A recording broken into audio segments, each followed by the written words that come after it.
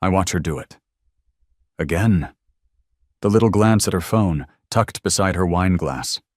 The slight shift in her seat. The nervous smile that doesn't quite reach her eyes. It's all so familiar, a scene replaying itself. But this time, I'm not the clueless audience member. I'm the director who knows the script by heart. I just need to run to the ladies' room, honey, Rebecca says, her voice a pitch higher than usual. She pats my hand, the same hand holding the velvet box in my pocket.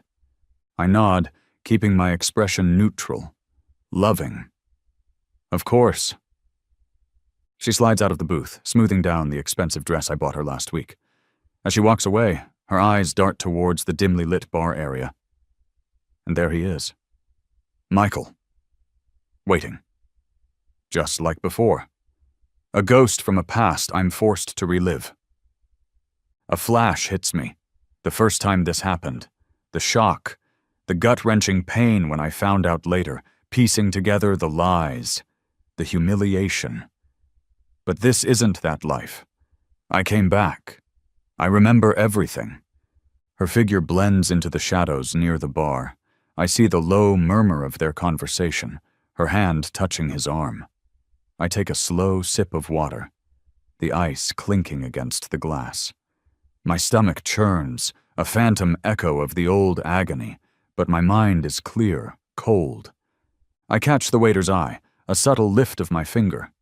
He nods, understanding the universal signal for the check. The velvet box feels heavy in my pocket. Not this time, Rebecca. Not again. Earlier today felt like moving through a dream, or rather, a meticulously planned replay.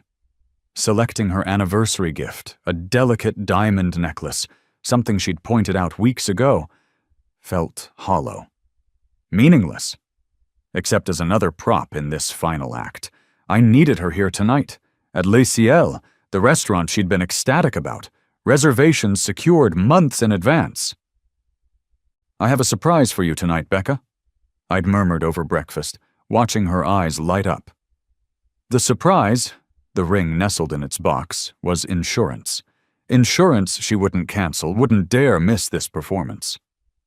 While she was at her yoga class, I finalized the details. The private investigator's final report confirmed everything I already knew, adding times, dates, locations. Digital trackers were active. Financial accounts, once intertwined, were now poised for separation at my command. In my briefcase, tucked beneath reports for work, lay the divorce papers, signed, notarized, waiting. I chose my cologne carefully, sandalwood and cedar, her supposed favorite. Put on the tailored suit she loved. Each action felt deliberate, detached. Outwardly, the loving husband preparing for a milestone anniversary. Inwardly, a general preparing for battle, every move calculated. The contrast was stark. A cold void where love used to be. This wasn't about romance, it was about control. Taking back the control she, and they, had stolen from me. The stage was set. The maitre d' at Les Ciels greeted us like royalty. Monsieur et Madame Dubois, welcome. Happy anniversary. Your champagne awaits. He led us to the secluded corner booth I'd requested, the one with a discreet view of the bar. Rebecca glowed under the soft lighting, the silk of her dress shimmering. The dress I'd paid for, another unconscious contribution to her betrayal fund. But her radiance was marred by a nervous energy I now saw clearly. Her phone was a constant presence, resting on the table, screen down. Her laughter, usually infectious, sounded brittle tonight. I played my part, held her hand across the table, toasted to us, listened patiently as she spun a tale about urgent texts from her boss regarding a project crisis. The candlelight flickered, reflecting in her pupils that couldn't quite meet mine when she lied. Work follows you everywhere, doesn't it? I said, my tone sympathetic. Inside, I catalogued every micro-expression, every fleeting glance towards the bar. The first course arrived. Oysters. She'd specifically requested them, knowing I was allergic. A small, almost insignificant detail, yet it spoke volumes. While I pretended to study the wine list, I saw her thumb move beneath the table's edge, tapping out a message, another brick in the wall she'd built between us. I sipped my champagne, the bubbles tasting like ash. I made sure dinner progressed at a glacial pace. Ordered an appetizer I knew took time to prepare.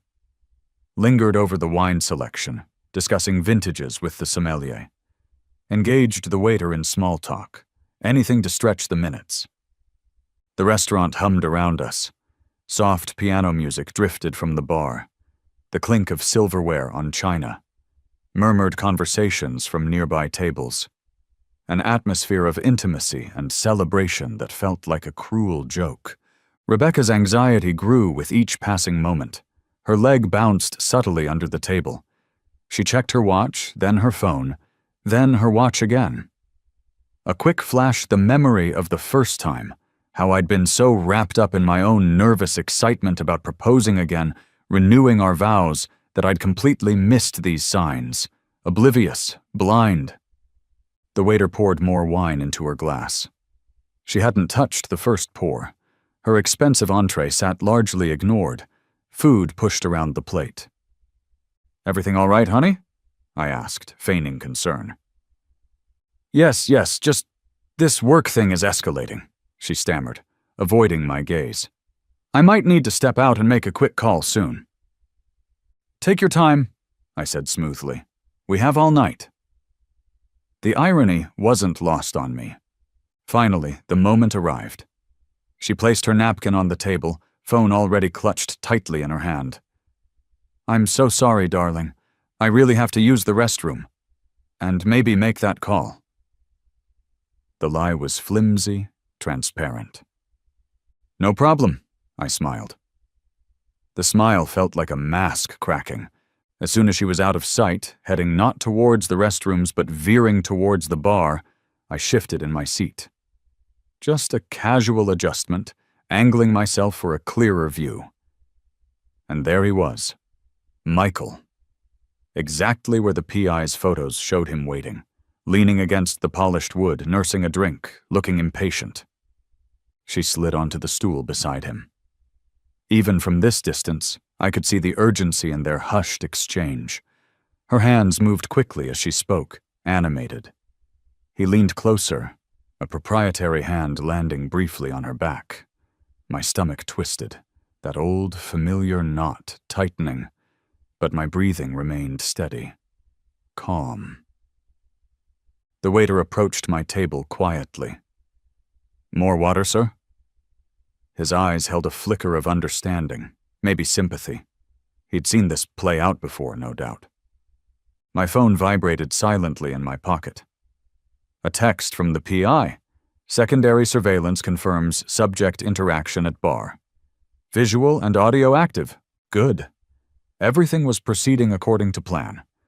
I watched them for another minute. Her leaning in, whispering something. His smug nod. That was enough. Slowly, deliberately, I reached into my pocket. The velvet box felt cool against my palm. I didn't open it.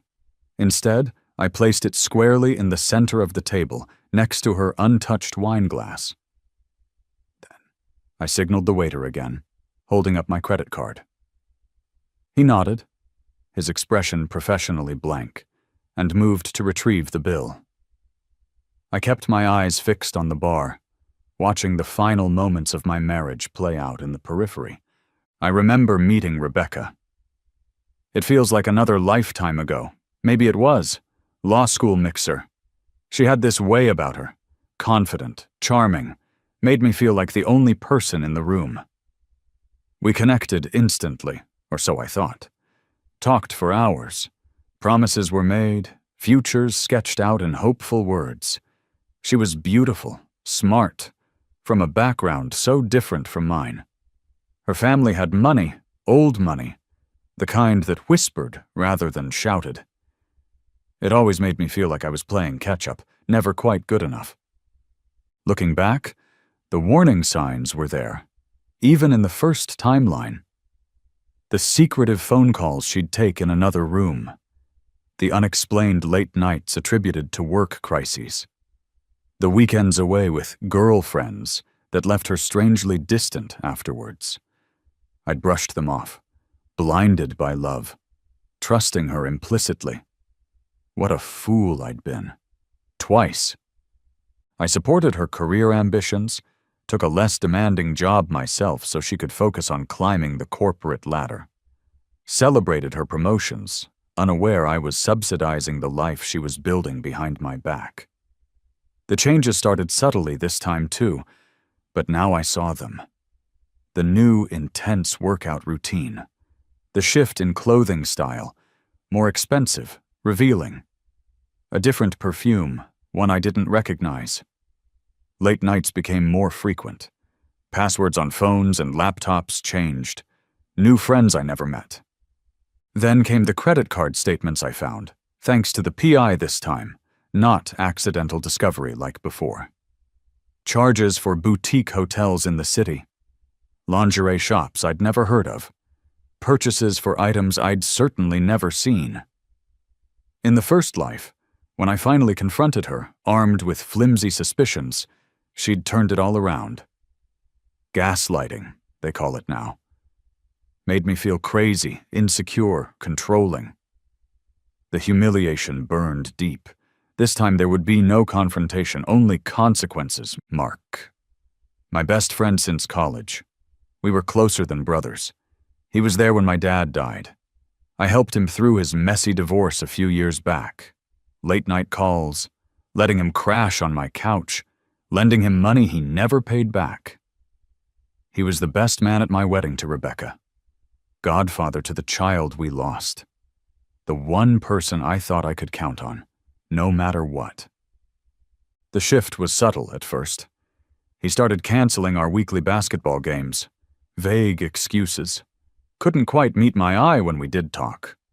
Said he was busy with work, overwhelmed. I worried about him. Then came the accidental glimpse, engineered by the PI this time around. A deliberate, wrong text sent to me, quickly deleted but captured by software I'd installed. Messages between him and Rebecca. Keep him tied up Thursday night. Don't worry, I'll make sure he's nowhere near the city. The PI report laid it bare. Mark wasn't just aware, he was an active participant, covering for her, running interference, lying to my face while pretending to be concerned about Rebecca's stress levels. He'd known for months. He'd sat across from me, drinking my beer, listening to my marital frustrations, offering sympathetic nods, all while knowing she was screwing Michael. The pain of this betrayal felt sharper, somehow, than Rebecca's. It was a knife in the back from the one person sworn to guard it. I kept the hurt locked down tight, channeling it into the cold, hard lines of the plan. Mark's reckoning would be precise and final. Elaine, my own sister. We used to tell each other everything. Growing up, she was my fiercest protector, my closest confidant. After I met Rebecca, the three of us became inseparable. At least, that's how it looked. Over the past year, Elaine and Rebecca's friendship intensified. Girls' nights became more frequent. Weekend trips I wasn't invited on. I thought it was great they were so close. The PI report painted a different picture. Timelines aligned perfectly. Those girls' trips coincided exactly with Rebecca's known trysts with Michael. Elaine wasn't just a friend. She was the alibi. The provider of cover stories. Sometimes even the location, her downtown apartment, conveniently empty when she visited our parents. Then the PI recovered deleted texts. Concrete proof. Elaine knew everything. She'd counseled Rebecca on how to hide it better. Reassured her I suspected nothing. She chose Rebecca over her own blood. Disbelief warred with a cold certainty as I read the messages. I remembered, in the first timeline, how Elaine had held me while I cried after the divorce, telling me I deserved better, all while knowing she'd helped facilitate the entire betrayal. I recalled a birthday dinner months ago, the knowing glances exchanged between her and Rebecca across the table. Glances that meant nothing to me then, but screamed conspiracy now, family. The word tasted like poison. Rebecca's parents, Richard and Carol Sterling, never thought I was good enough for their daughter. It wasn't overt hostility, more a constant, subtle undermining. Suggestions about career paths I should consider, backhanded compliments about our modest home, comparisons to Rebecca's more ambitious friends. I always felt judged, measured, and found wanting in their presence. I tried, though. Tried to win their approval for Rebecca's sake. The financial investigation, part of my meticulous preparation this time, uncovered their deeper involvement. Richard Sterling hadn't just known about the affair, he'd helped fund it. Transfers from a trust account he controlled directly coincided with expensive weekend getaways for Rebecca and Michael. Hotels, flights, dinners, all paid for by Daddy. Carol played her part too, creating opportunities. Inviting Rebecca alone to family functions or charity events where, surprise, surprise, Michael was also a guest. It was a long game, I realized. They'd always seen our marriage as a temporary detour, a youthful rebellion before Rebecca settled down with someone suitable, someone like Michael. The PI even produced photos. Richard and Carol dining with Rebecca and Michael at an exclusive restaurant just last month. Laughing. Celebrating. My stomach turned. They weren't just passive observers. They were active agents in dismantling my marriage, all while maintaining a facade of polite condescension towards me. Their fingerprints were everywhere. They would be included in the fallout. Oh yes, Michael Croft, the one that got away. Or rather, the one who was always lurking in the wings. Rebecca's college boyfriend. They had a passionate, tumultuous relationship that ended just before I came into the picture, or so she'd told me. His family was wealthy, connected, everything the Sterlings admired. He reappeared coincidentally about 18 months ago, taking a senior position at the firm where Rebecca worked. It started, she claimed, as professional mentorship. Lunches to discuss strategy. Late nights working on joint projects. Then friendship. Drinks after work. Confiding in each other. I see it now, the calculated pursuit, masked by professional courtesy. My investigation, far more thorough this time thanks to my foreknowledge, revealed the truth. They never really cut ties. Sporadic contact over the years, rekindled flames whenever opportunity arose. He was everything I wasn't. Born into privilege, driving a luxury sports car, exuding an effortless arrogance I despised. Rebecca, I now understood, was drawn to that like a moth to a flame. The deepest cut? Discovering that Michael was the man her parents had always intended for her. My marriage was just an inconvenient delay in their grand plan. There were even financial ties. Michael's family business had significant dealings with Richard Sterling's company. A neat little package. Michael wasn't the root cause, I realized with cold clarity. He was just a symptom, another entitled pawn in a game orchestrated by others. Convenient, wealthy, and easily manipulated by Rebecca and her family. His role in my revenge would be incidental, collateral damage in the larger campaign. He simply didn't warrant a starring role. She slides back into the booth, a little breathless, her hair slightly fussier than before. A faint flush is on her cheeks.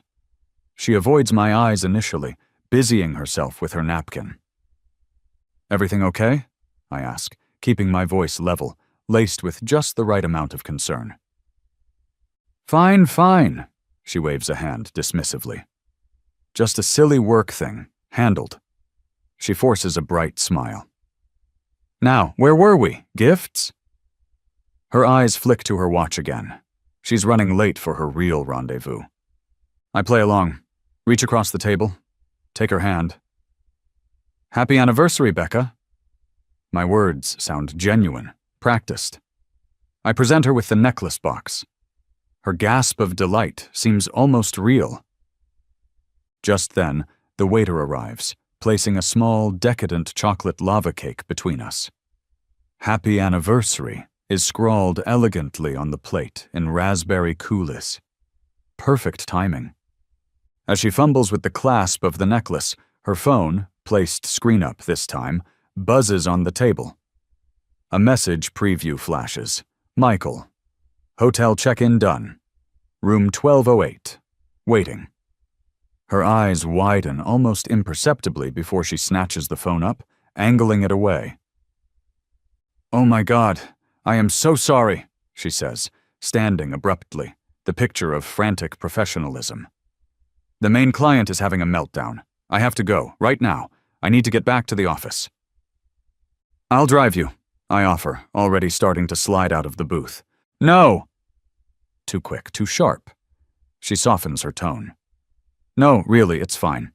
You stay, finish the dessert. I'll grab a cab. It might be an all-nighter. Don't wait up." She leans in for a quick, dry kiss on my cheek, the scent of her perfume mingling with something else, something unfamiliar. His cologne? She practically flees the restaurant. I watch her go. Then I turn back to the table. The necklace she left behind glints under the candlelight. Beside it sits the untouched velvet ring box I'd placed there earlier. I gesture to the waiter, who approaches with the bill discreetly tucked into a leather folder. I place my credit card, the joint one on top. "Keep the change," I say, adding a generous tip. He nods, accustomed to the quiet dramas of the wealthy. That card will be declined within the hour. I stand up, leaving the ring box, the necklace, the half-eaten dessert, the ghost of my marriage behind. I walk out into the cool night air, alone. The first move is made. The memory of my lawyer's office earlier this week is sharp. Catherine, sharp suit, sharper eyes, laying out the final documents. "Everything is staged, John. One call from you, and the sequence initiates." Driving away from Le Ciel, the city lights blurring past, I make that call. "Catherine, it's time. Execute." "Consider it done," she replies crisply. No emotion, just efficiency. I hang up. Somewhere, in the digital ether, money is moving. Large sums, transferred from joint accounts and my personal accounts previously accessible to Rebecca, now flow into newly established secure trusts under my sole control. Minutes later, as Rebecca is likely checking into hotel room 1208 with Michael, the joint credit cards are canceled. The alert will hit her phone soon. Simultaneously, across town, a moving company I scheduled weeks ago arrives at our house. My belongings, clothes, books, personal effects, files, are already packed, labeled. They have instructions. Remove only the items on their list. Leave everything else. Keys are left with the supervisor. By morning, my physical presence in that house will be erased. As I drive, a secure upload begins. Encrypted files containing scanned documents, PI reports, photos, audio snippets, text logs, irrefutable evidence of the affair, and the complicity of Mark, Elaine, and her parents are transferred to multiple cloud storage locations, accessible only by me and Catherine. The financial entanglement, the web that bound me to Rebecca and her deceit, is being systematically dismantled. My phone buzzes. The first message from Rebecca. "Card declined? WTF is going on? Call me now!" I let it buzz. I'm heading towards the anonymous luxury of a pre-booked hotel suite across town. Phase 1 complete. The hotel room is spacious, impersonal, perfect. Floor-to-ceiling windows offer a panoramic view of the city skyline, a glittering tapestry of lights unaware of the small, personal apocalypse I've just unleashed. I pour myself a scotch from the minibar, the amber liquid catching the light. Time for Phase 2. I open my laptop. Pre-drafted emails sit waiting. First, to Mark. Subject, goodbye. Body. A single screenshot of his incriminating texts with Rebecca. Below it, 3 sentences. I know everything. We are done. Lose my number. Sent. Next, to Rebecca's boss, Martin Henderson. Subject, confidential information regarding employee Rebecca Dubois and client Michael Croft. Body. A brief, factual summary of the situation, citing conflict of interest and inappropriate use of company time resources, with a link to a secure folder containing select, damning evidence, hotel receipts during work hours, incriminating emails sent from her work account. Sent, then, Elaine. Subject, family. Body. A link to a password-protected video file. A compilation. Screenshots of her texts arranging alibis. Security footage stills of her lending Rebecca her apartment key. Audio snippets of her coaching Rebecca on lies. The password. Traitor. Below the link, the message. Family means nothing to you. Sent. For Richard and Carol Sterling. Subject. Your investment. Body. A summary of the financial records showing transfers from Richard's trust funding the affair. Attached scans of the hotel bills paid by him. Copies of the PI photos of their dinner with Rebecca and Michael. Alongside these, a single scanned photo from our wedding day. The 4 of them smiling, arms linked. Sent. The release is calculated. Enough information to cause immediate, devastating impact, but I hold back the most damaging pieces. Leverage. Finally, one last text message to Rebecca's now frantic, unanswered stream. Enjoy your evening. I already paid the bill. I power down the laptop, turn off my phone, sip my scotch. Silence descends. Let the chaos begin. I wake to silence. Sunlight streams through the gap in the heavy curtains. My phone, switched back on purely to observe, lies on the bedside table.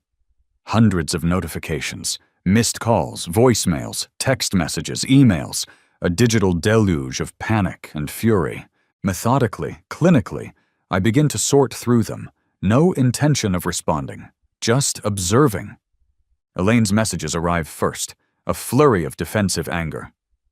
How dare you! This is slander! You're twisting things!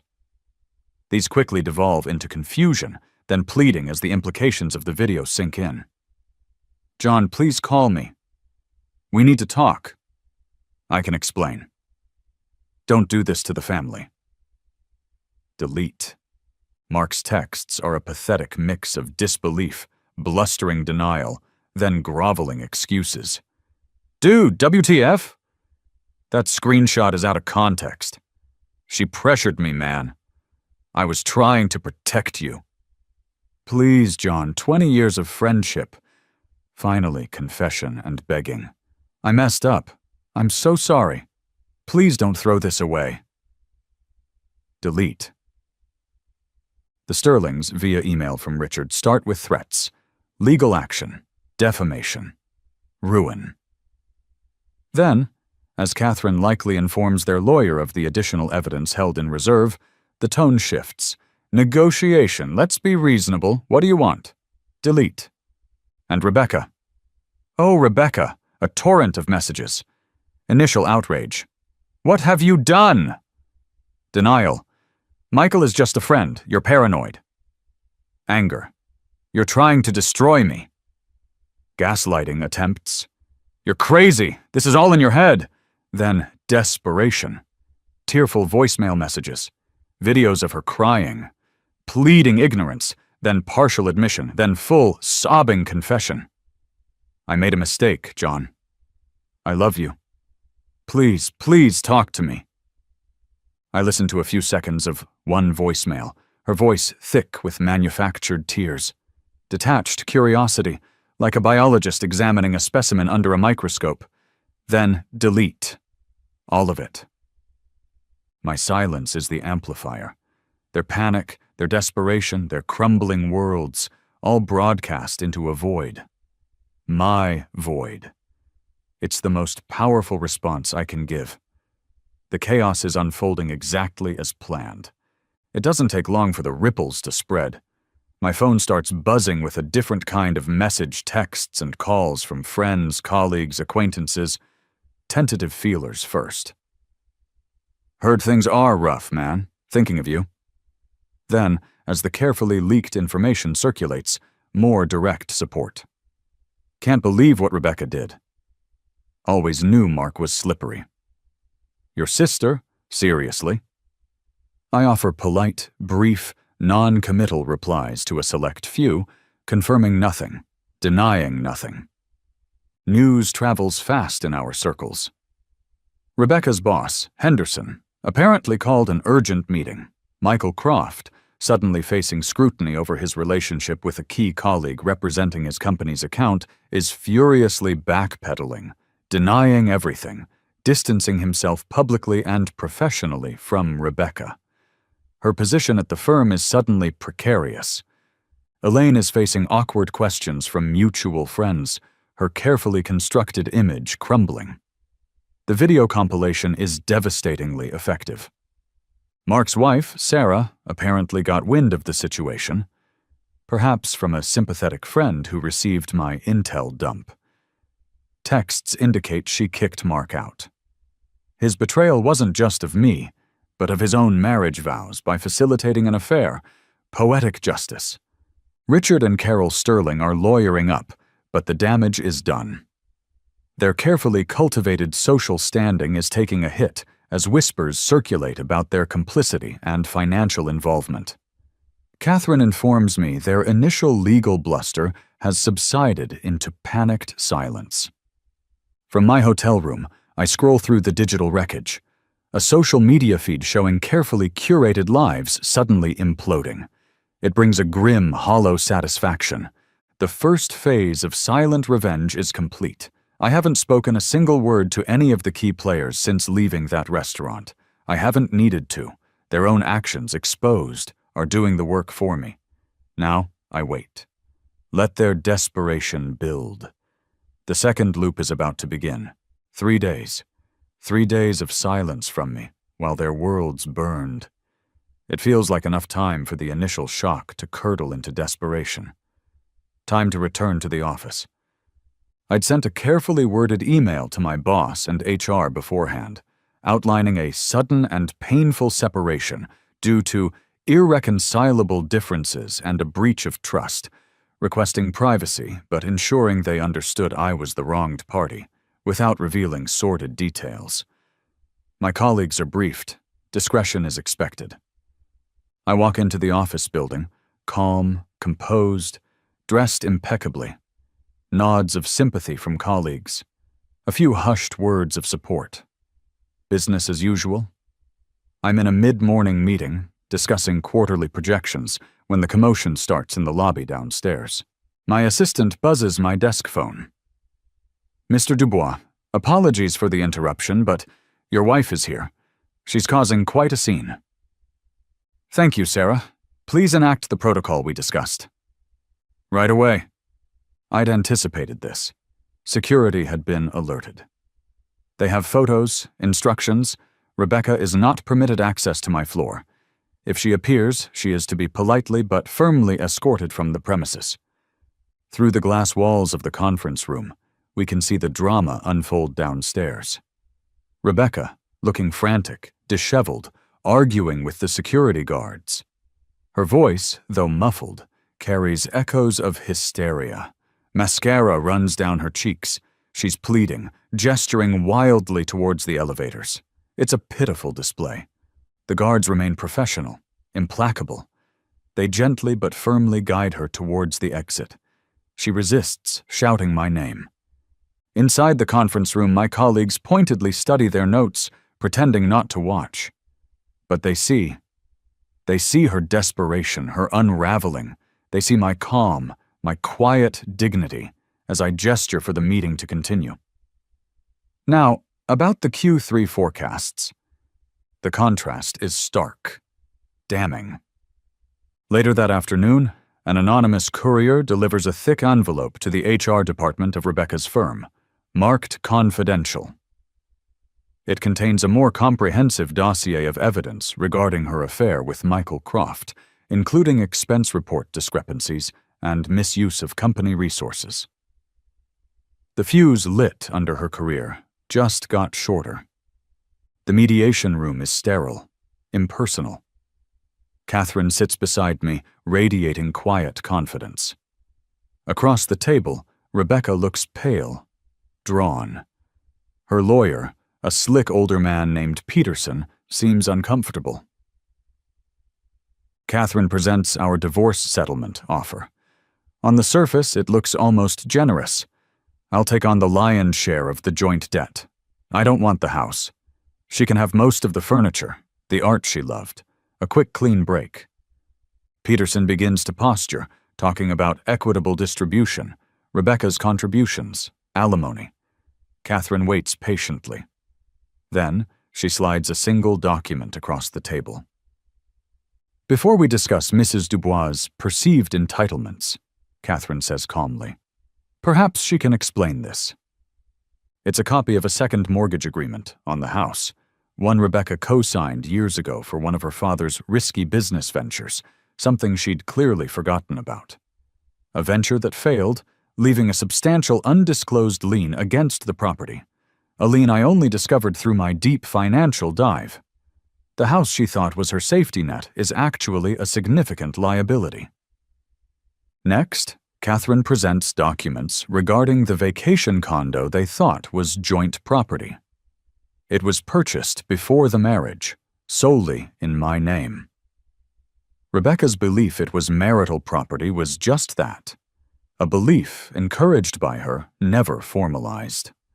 Suddenly, my offer to take on the joint debt, mostly tied to the hidden lien, in exchange for her share of other, smaller assets and a swift, uncontested divorce looks very different.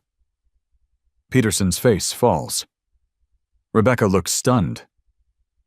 Catherine adds one more item. Bank statements from a hidden account Rebecca had opened 6 months prior, funneling money into it, presumably for her new life with Michael. An account I wasn't supposed to know existed. My client is prepared to be discreet, Catherine states softly, letting the implication hang in the air. Fighting the settlement means financial discovery that would expose the hidden account, the lien, potentially triggering uncomfortable questions at Rebecca's firm about her financial judgment and honesty. Rebecca stares at me, searching my face for something. Anger? Triumph? She finds nothing. I haven't spoken a word. I sit perfectly still, letting Catherine handle everything. The realization dawns in her eyes. This isn't a negotiation. It's a controlled demolition. She's trapped. Peterson advises her quietly. She nods numbly, defeated. She'll sign. My parents insisted on a family meeting. Not at their house, but mine. The new, sparsely furnished apartment I'd rented. Neutral ground. They knew the basics, but not the extent of the betrayal, especially Elaine's involvement. Elaine arrives looking defiant, ready to spin her narrative, paint herself as a misguided friend caught in the middle. My parents look worried, hoping for reconciliation, misunderstanding. I say nothing. As they settle awkwardly on the unfamiliar sofa, I simply place a tablet on the coffee table.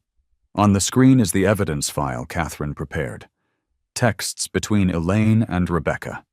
Financial records showing Elaine facilitated meetings, travel itineraries matching Rebecca's trysts, the video compilation, timestamps, photos, recordings. Irrefutable. My mother picks up the tablet first. My father reads over her shoulder. Silence stretches, thick and heavy, broken only by my mother's sharp intake of breath. Then a quiet sob. Elaine starts to sputter defenses, minimizations. It wasn't like that. Rebecca was confused. I was just trying to help. The evidence contradicts every word. My father, a man of quiet integrity, looks at his daughter, his face etched with a pain I've never seen before. Elaine, he says, his voice hoarse. How could you? The family implodes. Accusations fly, tears flow. Elaine's desperate attempts to justify her actions crumble against the cold, hard facts on the screen. My parents, devastated, make their choice clear. Their loyalty is with me. The fracture is immediate, deep, likely permanent. Throughout the entire confrontation, I remain silent. I am the eye of the storm, the still point around which their world shatters. I don't need to rage or accuse. The truth, laid bare, is enough. Elaine finally leaves, defeated, tears streaming down her face. She knows she hasn't just lost her brother. She's lost her place in the family she betrayed. The door clicks shut behind her, leaving a heavy silence in its wake. My mother reaches out, takes my hand. Still, I say nothing. Some well-meaning friends, clinging to the hope of salvaging the situation, organize a gathering, a sort of informal summit at a neutral bar aimed at fostering understanding, maybe even reconciliation between me, Rebecca, Mark, and the wider group caught in the crossfire. I agree to attend, briefly. I walk in, nod politely to the assembled group. The atmosphere is thick with tension. Mark immediately approaches me, hand outstretched, face pleading. "John, man, can we just talk, please?" I look at his hand, then meet his eyes. I offer a small, almost imperceptible shake of my head. Then, without a word, I turn and walk towards the exit. I stay less than 5 minutes. My silent departure hangs in the air, a definitive statement. There is no middle ground here. The evidence I allowed to circulate has already drawn the lines. People saw the texts, the photos, the financial trails. The ambiguity is gone.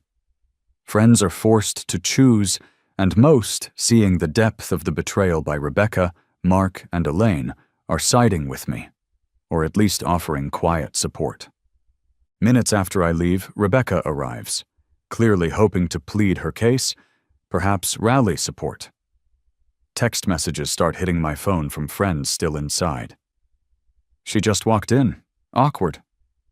Nobody knows what to say to her. Wow, cold shoulder city. Mark looks like he wants the ground to swallow him. My strategic absence, my refusal to engage in the drama, speaks volumes. It forces the narrative onto their actions, not my reactions. The social structure we once shared is collapsing around Rebecca and Mark. Another silent victory.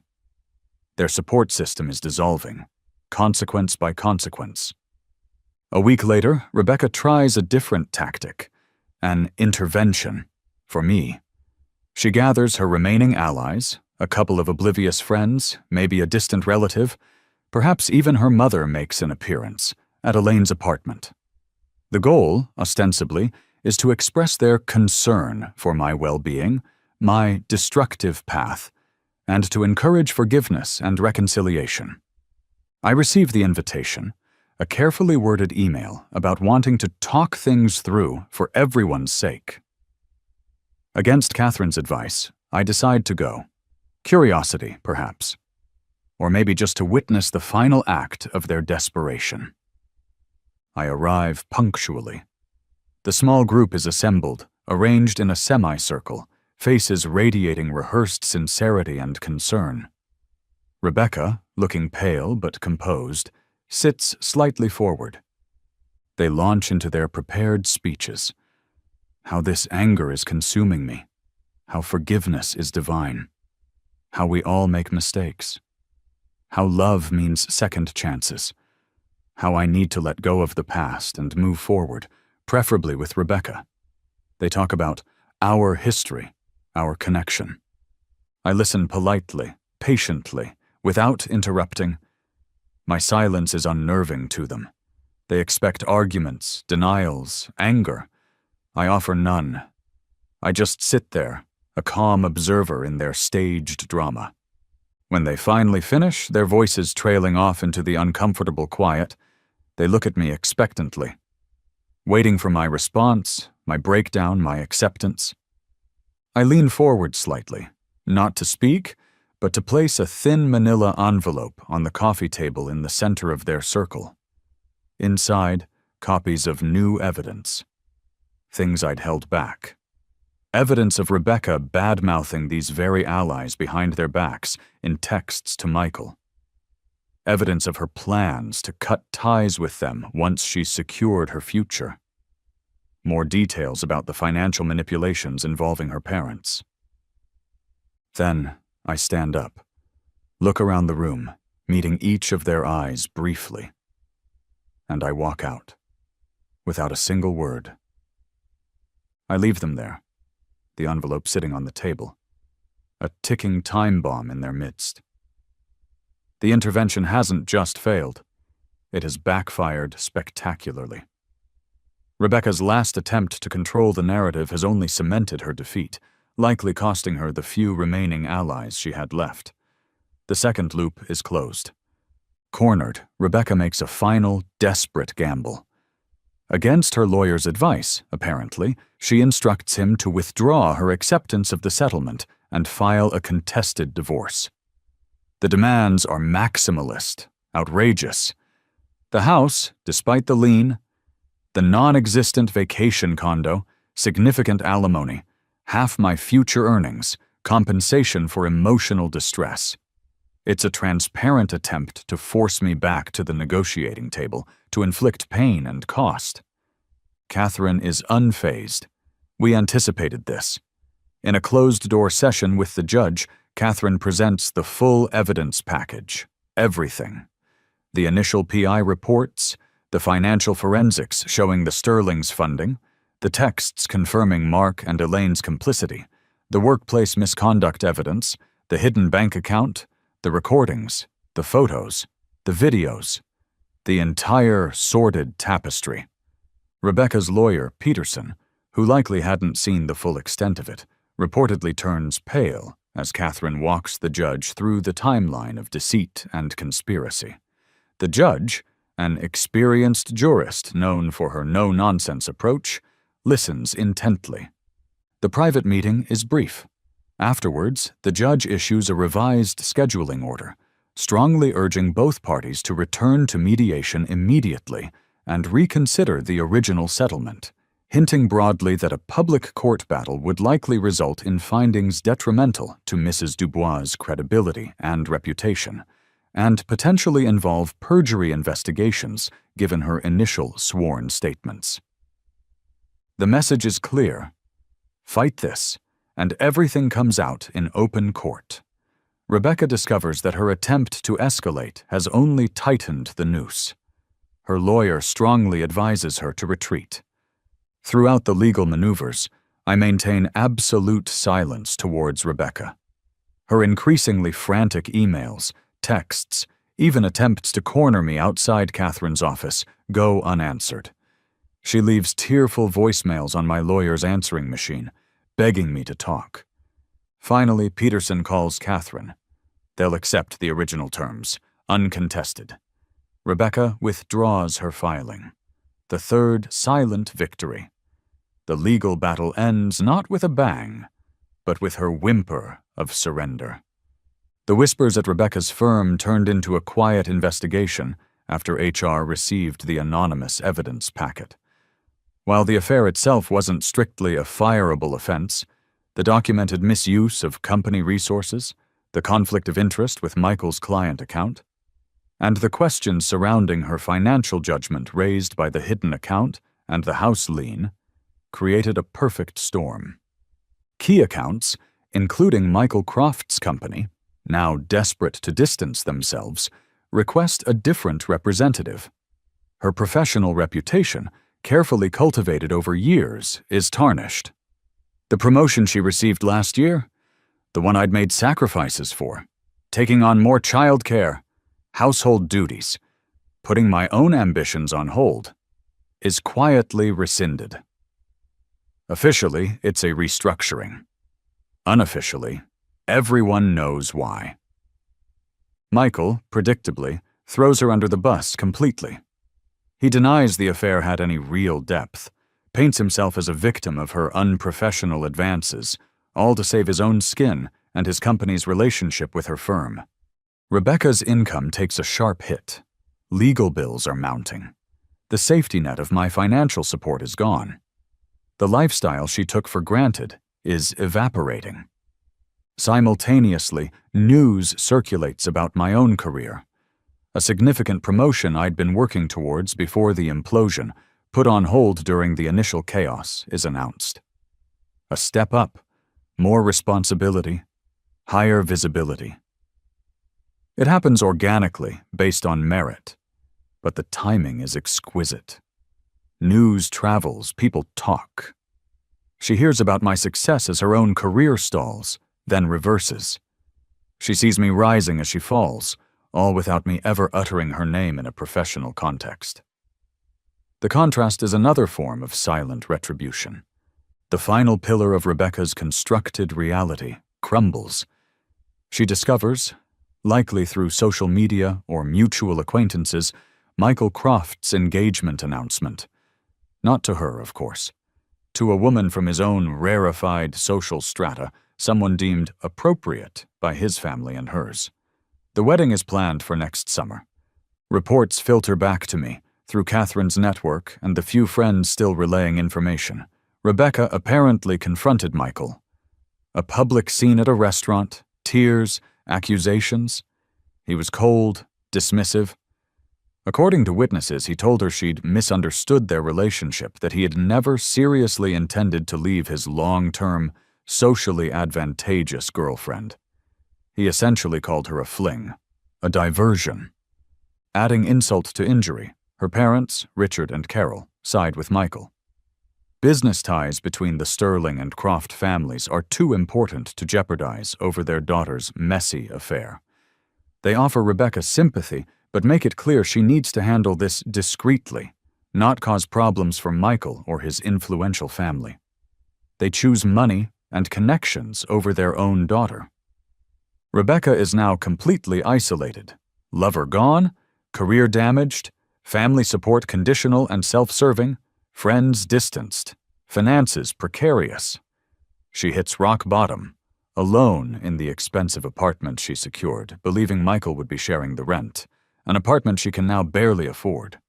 A final email arrives in my inbox. Subject, please. It's long, rambling. A full confession, laying bare years of deception, insecurities, bad choices. Details I hadn't even known. Manipulations that went deeper than I suspected. It ends with a raw, desperate plea for forgiveness, for any kind of contact, for a sign that the man she destroyed still exists. I read it through once. Then I archive it, unread marker still intact. Silence remains my only reply. Somehow she finds my new address. Maybe Elaine told her before the final fallout. Maybe she hired her own PI. One evening, my doorbell rings. I check the security feed. It's Rebecca. She looks different, subdued, thinner. The expensive clothes are gone, replaced by something simpler. She's clearly rehearsed what she wants to say. Against my better judgment, I open the door, but block the entrance with my body. She starts talking immediately, words tumbling out in a rush. An apology, raw and seemingly genuine this time. Tears stream down her face, unchecked. She talks about her mistakes, her fears, her stupidity. She confesses everything. The long-term nature of the affair, the manipulation by her parents, the active roles Mark and Elaine played, her own deep-seated insecurity that drove her towards Michael's wealth and status. She acknowledges the depth of the pain she caused, the life she ruined. Things the PI never uncovered, details only she would know. It's the confession I never got in the first life, the one I craved then. She talks about realizing what she threw away, how she destroyed the only person who ever truly loved her for who she was, not what her family represented. She offers anything, everything, to sign any document, accept any terms, live any way I dictate if only I'll give her another chance, a second chance. I listen, silently. My face gives away nothing. No anger, no pity, no forgiveness. Just quiet attention. Her words falter as my silence stretches.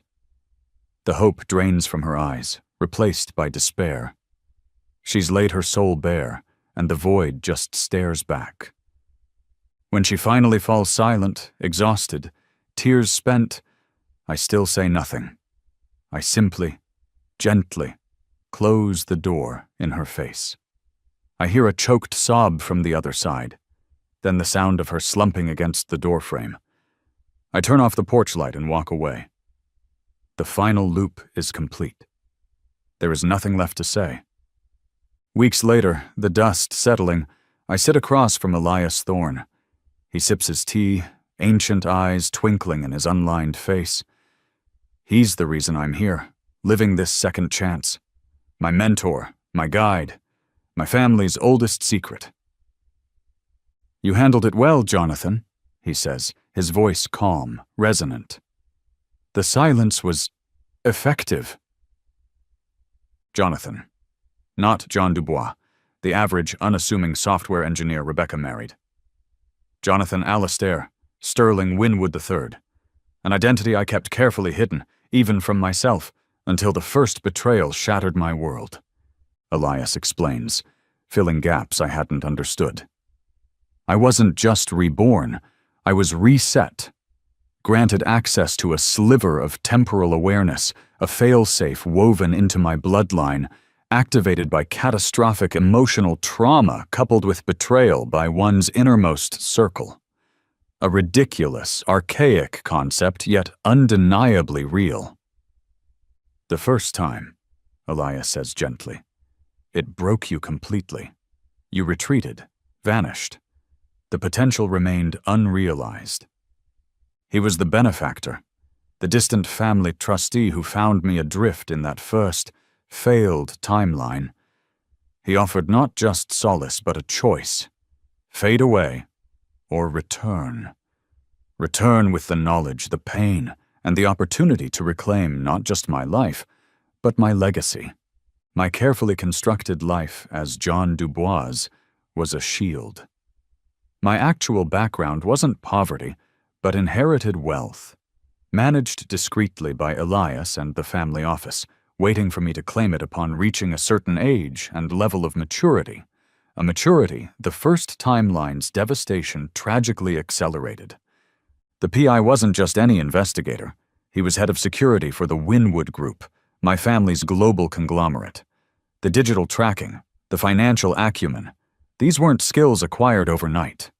They were resources wielded with the chilling precision granted by foreknowledge and Elias's guidance. The long game wasn't just about revenge, it was about stepping into the power I never knew I had. Rebecca, her family, Mark, Elaine, they thought they were betraying a simple man. They had no idea who they'd truly crossed. The name Sterling Winwood doesn't scream headlines. It whispers influence in boardrooms and philanthropic circles. My net worth, hidden behind layers of trusts and shell corporations managed by Elias's firm, dwarfs anything the Sterlings or the Crofts could imagine. While playing the part of the wounded husband, I wasn't just licking my wounds, I was acting. Guided by Elias, and armed with knowledge of future market movements and vulnerabilities I remembered, I began making strategic moves. Quietly, over the past year since Meyerset, holding companies under my control acquired significant stakes in Richard Sterling's main business competitors. We squeezed his margins, poached his key talent. His recent financial troubles weren't accidental. Strategic investments placed my representatives and soon, myself, onto the board of Michael Croft's family company. The company whose stock mysteriously tanked after news of his scandalous behavior, anonymously leaked, of course, surfaced. The downtown apartment building where Rebecca now struggles to pay rent? My holding company acquired it 2 months ago. Her rent increase notice is already in the mail. A substantial anonymous donation was made to Rebecca's firm's biggest rival, earmarked for poaching top talent from her division. My sister Elaine, after being fired due to the scandal's fallout, recently found a new job at a seemingly unrelated marketing firm. It's a subsidiary of a Wynwood Group media company. Her career is now unknowingly in my hands. And Mark? His struggling small business relied on a line of credit from a regional bank. A bank Wynwood Capital acquired controlling interest in last quarter. His loan, unfortunately, has been called in. Due immediately. It was an elegant, invisible web, woven while I played the part of John Dubois, the wronged husband. They thought they were kicking a man when he was down. They didn't realize they were standing in the path of an avalanche. My reemergence isn't gradual, it's orchestrated. The annual Sterling Wynwood Foundation Charity Gala, an event I'd never attended, my existence unknown even to most distant family branches. This year, Elias insists, it's time. I arrive not as John Dubois, but as Jonathan Sterling Wynwood III, heir apparent, newly single. The whispers start immediately. Society pages, usually focused on the established players, buzz about the mystery bachelor, the reclusive heir. Photos capture me in quiet conversation with senators, CEOs, global philanthropists, Elias's circle, now mine. Richard and Carol Sterling are there. Their faces, when they see me standing beside Elias, acknowledged, welcomed, are a picture of disbelief turning to horror. They suddenly understand the calls that weren't returned, the credit lines that dried up, the competitors who suddenly had uncanny market insight. Michael Croft, attending with his perfectly appropriate fiancée, freezes when he's introduced to the new member of his company's oversight committee. Me, the man whose wife he stole, whose life he helped ruin, now holds his professional fate in his hands. His fiancée looks intrigued by the handsome, powerful stranger. Rebecca isn't here, of course. She wouldn't be allowed past the velvet ropes. But she'll see the photos. She'll read the society columns. She'll see the man she discarded, the average man she deemed unworthy, emerge as the very embodiment of the power and status she craved, moving effortlessly in circles she could only dream of entering. Elaine, reading the online coverage, will see her brother, the one she betrayed for social climbing, now occupying the summit she desperately tried to scale. I move through the room, calm, courteous, acknowledging those who were kind in my previous life, offering a polite nod to allies. The betrayers, the Sterlings, Michael, receive nothing, not even anger. Just the cool, dismissive indifference of someone who has moved worlds beyond them. The power dynamic hasn't just shifted, it has inverted. Those who looked down now find themselves desperately, hopelessly looking up. The gala is just the beginning. Elias ensures the Sterling Wynwood lineage, an obscure but deeply rooted branch of European aristocracy intertwined with old American industrial wealth, is subtly highlighted. My inheritance wasn't just money, it was a legacy, activated fully upon my 30th birthday, a date that conveniently fell just weeks after the divorce papers were filed. Connections are made. Doors open effortlessly. Influential figures recognize the name, the bloodline. Invitations arrive. Exclusive clubs, private retreats, international forums. Rebecca learns the truth in pieces. Whispers from former friends she tried to cultivate. Comments from her parents, now desperate to understand how they missed this. She discovers that the wealthy friends she'd tried so hard to impress, the ones who subtly looked down on John Dubois, likely knew, or at least suspected, my true background all along. Old money recognizes old money, even when it's hiding in plain sight. The social circles her family spent generations trying to penetrate now welcome me as one of their own. My integration is seamless, effortless, while their own desperate climbing suddenly looks crass, nouveau riche by comparison. The ultimate irony settles upon her. She betrayed her loving, unassuming husband in pursuit of wealth, status, and connection, only to discover he was the path to everything she ever wanted, hidden in plain sight. She didn't just lose a husband, she lost her winning lottery ticket.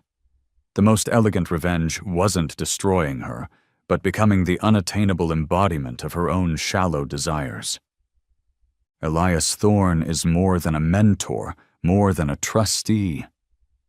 He is the current guardian of the family gift, the temporal awareness, the ability to offer a reset under specific traumatic circumstances. It's a lineage stretching back centuries, a secret society dedicated to protecting its own and, occasionally, intervening. Our connection isn't just blood, it's this shared, strange inheritance, the ancient protection, as he calls it. He reveals more about the first timeline, betrayals I hadn't even discovered then, financial sabotage by Richard Sterling going back years, Michael bad-mouthing me professionally long before the affair began, Elaine actively undermining my relationship with Rebecca almost from the start, jealous of our connection. The picture was even darker than I knew. The power my wife's family sensed, the reason they felt I was different but couldn't place why, was this latent potential, this generational energy they couldn't comprehend. My transformation is complete. From John Dubois, the shattered victim, to Jonathan Sterling Winwood III, a man fully aware of his past, his present, and his power. The mystical element, the reset, wasn't just about revenge. It was an awakening, a catalyst forcing me to step into my legacy. The final revelation from Elias chills me, even now. He orchestrated my first meeting with Rebecca. Not maliciously, but because the family's strange foresight indicated she was the catalyst, the necessary trauma required to trigger my awakening, to force me onto the path I was meant to walk. My marriage, my heartbreak, my revenge, all foreseen, perhaps even guided, steps in a much larger, older pattern. I was a pawn, yes, but in a game designed ultimately for my own ascension. Months pass. My life finds a new rhythm, balancing the demands of the Winwood Group with establishing my own philanthropic foundation. I travel, reconnect with the world, heal. Then, inevitably, Rebecca reappears. It's calculated. At a charity luncheon my foundation is sponsoring, she looks rebuilt. She's wearing a simple, elegant dress reminiscent of the style she wore when we first met. Her hair is softer, her makeup understated. She's clearly done her research, timed her appearance perfectly. She approaches me not with hysterics, but with a quiet, practiced humility. She speaks of lessons learned, of deep remorse, of finding clarity in her reduced circumstances. It's a performance, but underneath, there's a flicker of genuine pain, a recognition of the magnitude of her loss that goes beyond the material. She waits until we are momentarily alone, near a quiet exit. Then, the mask slips into desperation. She sinks to her knees, clutching my hand, tears welling. "Jonathan," she whispers, using my true name. "I know what I did.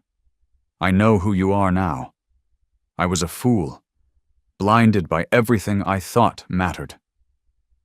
She confesses again, briefly, acknowledging she finally understands the depth of what she threw away.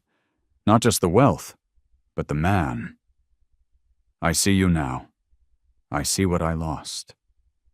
She appeals to our history, the good years before the rot set in, the private jokes, the shared memories only we possess, and then the final desperate offer. "I'll sign anything.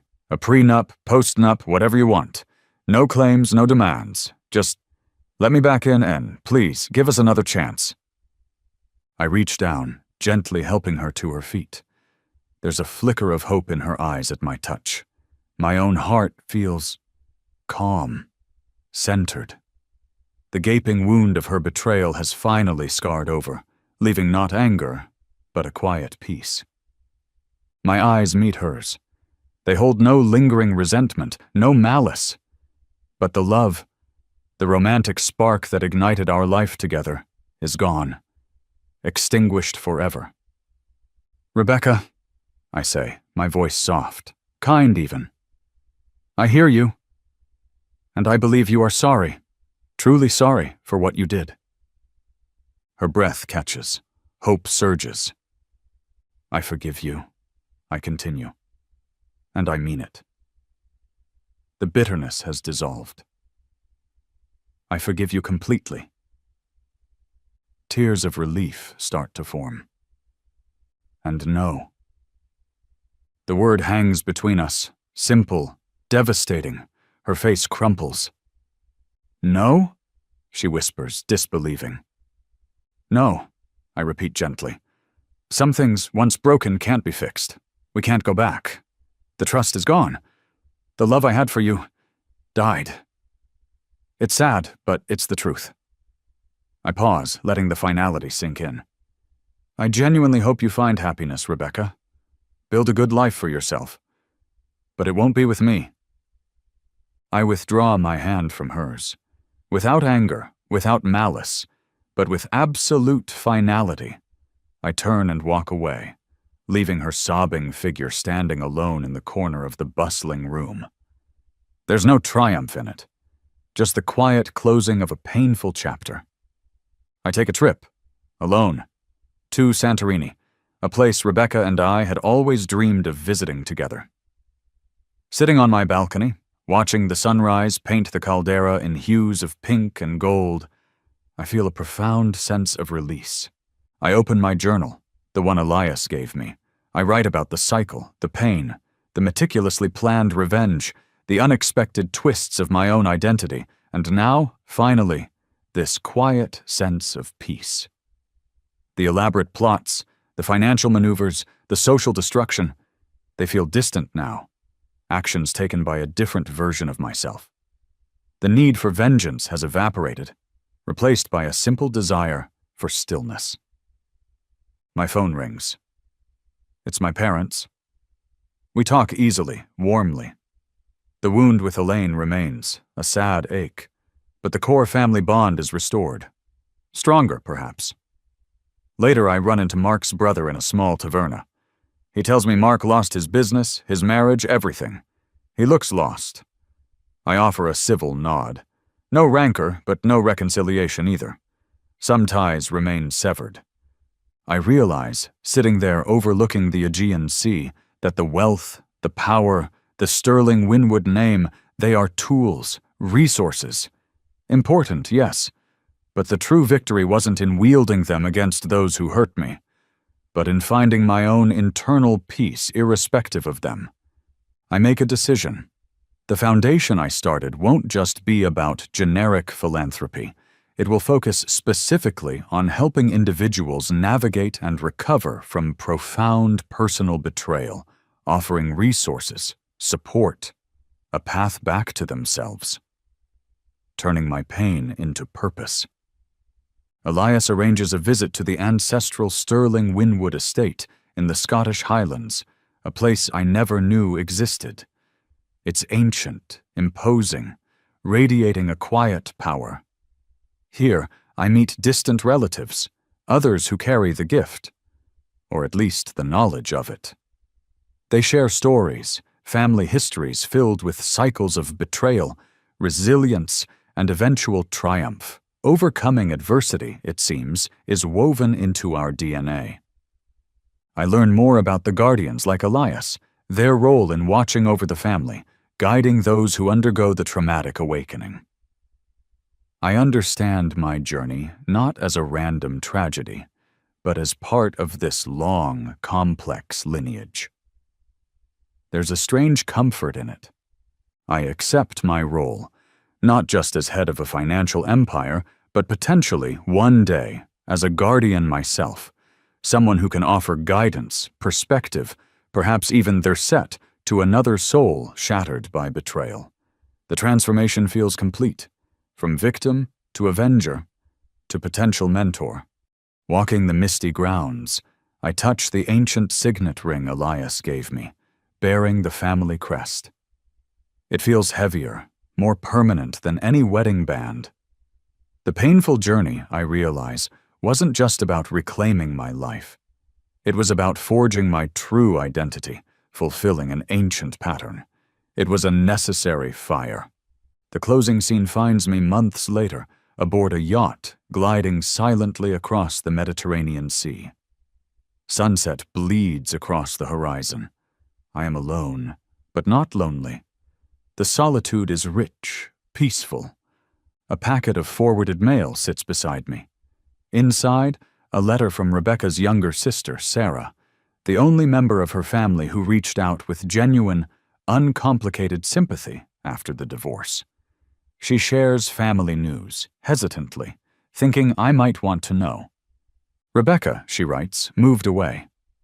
Teaches art history at a small community college in a quiet Midwestern town. Seems content in a way Sarah hasn't seen before, finding purpose in simplicity. My sister Elaine tried opening a restaurant with her share of an early inheritance. It failed. She's struggling financially, estranged from our parents. Michael Croft's company, beset by scandal and poor leadership after his demotion, filed for bankruptcy protection. His engagement is off. Richard and Carol Sterling sold their large family home to cover Richard's mounting business debts and legal fees. They live quietly now. Their social influence evaporated. I read the letter, a small, wry smile touching my lips. Not triumph, not satisfaction. Just detachment. Their fates are their own, consequences of their own choices. I fold the letter, walk to the railing, and let it flutter out of my hand, carried away by the sea breeze. I don't need to know anymore. Their story is no longer tangled with mine. The yacht turns, heading towards a new dawn breaking on the horizon. The golden light reflects on the calm water and on my face. Peace. Complete and utter peace. I am finally free.